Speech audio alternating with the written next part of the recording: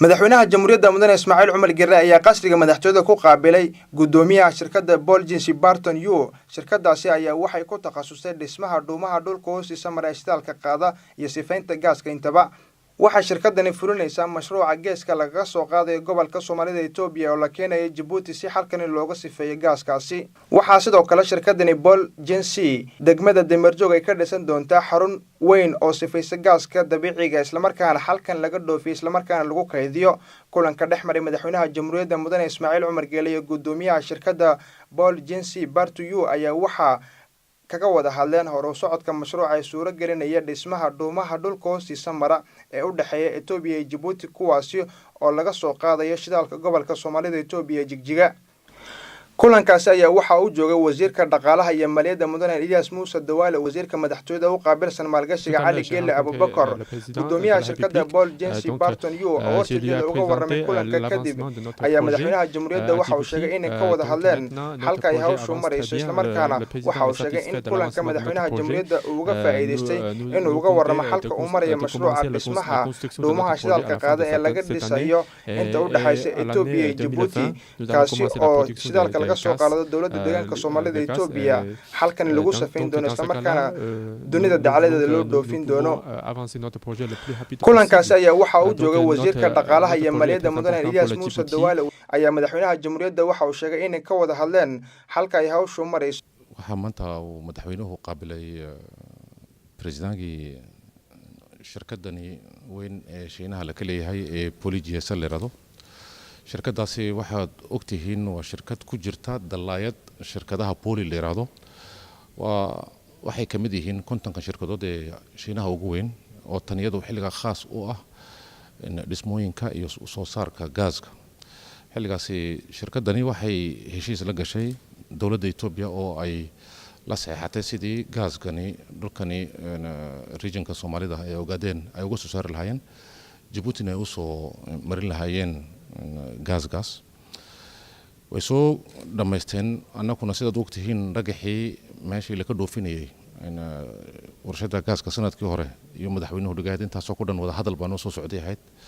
waxaa la qiyaasayay in shaqadan ambalse mashruucani sidee buu u horumarinayaa Djibouti, sidee bay labada dal iyo shirkadaas ay wada shaqayn lahaayeen. xilligaasi wada xaajood badan iyo wada tashi badan baa ka soo dhaxeeyay xilliga ay noqoto dhinacii tekniga, xilliga ay noqoto dhinacii environment-ga oo ay wasaaradda energy-ga ay in badan kala soo shaqeeyeen. iminka waxaa la yimiday waqtigii haddaba in la soo duuduubo oo la kala saxeexdo intii u dambeysay wada hadalkii noo hadhay. taa weeyaan maanta ay iyagu ay u socdeen. بريتو waxaan ognahay iyagu ninkan presidentka ka shirkadaas بريتو inuu la saxeexanayo dawladda Itoobiya qaybtoodii. anaguna waxaan insha Allah ta'ala rajaynaynaa bishan dabayaaqadeeda inaan dhameysano March tani soo galaysa haduu leeyahay dabayaaqadeeda inaan anaguna dhameysano wixii wada saxeex aan la yeelanaynay si ujeedaduna ay tahay la kuna heshiiyay saaka macal madaxweynaha bisha October ilaa iyo November haduu Ilaahayna gaarsiiyo dhismihii uu bilaabmo. xilligaas dhismuhu dhowr qaybood buu kala yahay. khadkani ambalese pipeline-kan waxa la oranayo afka qalaad dhismihiisi iyo qaybtii dhulka ee dhinacan Dameerjoog ku taala iyo intii kale iyaduna badda. saddex qaybood buu kala kacsan yahay mashruucaas. mashruucan waa mashruuc baaxad weyn oo 3 milyan iyo badh doolarka Mareykanka uu ku kacayo.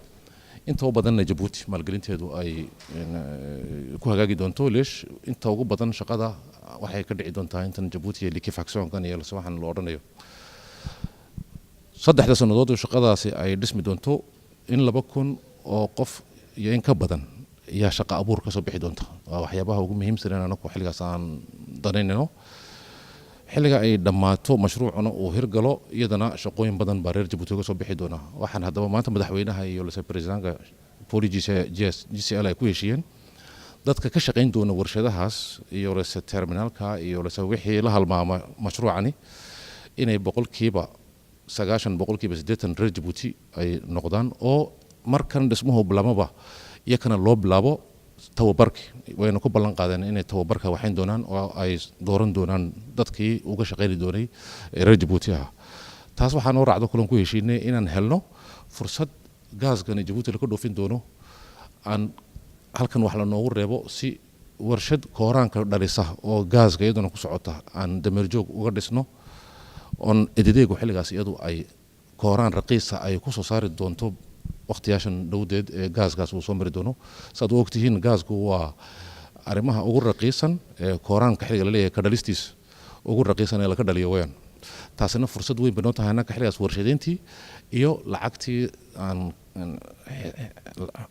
kooraankan bixistiisa Djibouti sidaan u ognahay culayskan ugu ah iyadana loo naaqusi lahaa iyadoo mashruucyadii kale ee ay ka socdaan iyagoo solarkii tii geothermiga socdaan gaaskana waa arrin kale oo ziyaado oo muhiima oo noo saamixi doonta inay noqoto tii kooraanka lacagtiisa lagu naaquso muddo dhow intaasoo calaamadood iyo mashruucan uu leeyahay waxaan rajaynaynaa insha allahu tacaala bishan dabeeqadeeda inaan dad ninkan odayga iyo lase madaxdii kale ee shiinaha ku hadhay aan la wada seexano waana mashruuc saddex qaybood ah Ethiopia Djibouti iyo shirkaddan weyn ee shiinaha macnuhu waa mashruuc istaraatiiji ah mashruucan kaasaan dareynaa inay noo suurta galaan duul hayraad insha Allah tanina waxaan hubnaa gaasgaasi kooraankan ka dhalin doono inay warshado badan oo kale oo shiinaha ama dibadaha inta kale laga leeyahay ay nooga yimaadaan fursado camalan noo soo saaraan insha Allah